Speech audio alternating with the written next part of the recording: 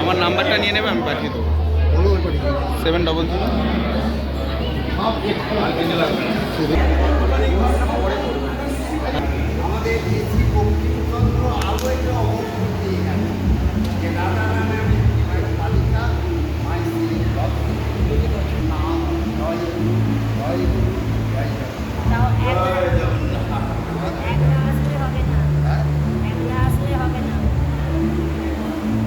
মহেশের জগন্নাথ মন্দির তো ঐতিহাসিক, 600 বছরের বেশি পুরনো।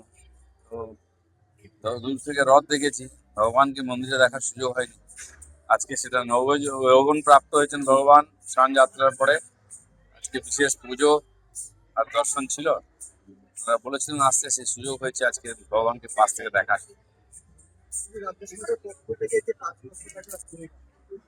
আর যত ঐতিহ্যশালী রথ আছে পশ্চিমবাংলায়, সবাইকে 5 লক্ষ টাকা করে সরকার অনুদান দিয়েছে, যাতে সুচারুরূপে হয়, সুন্দর করে হয়।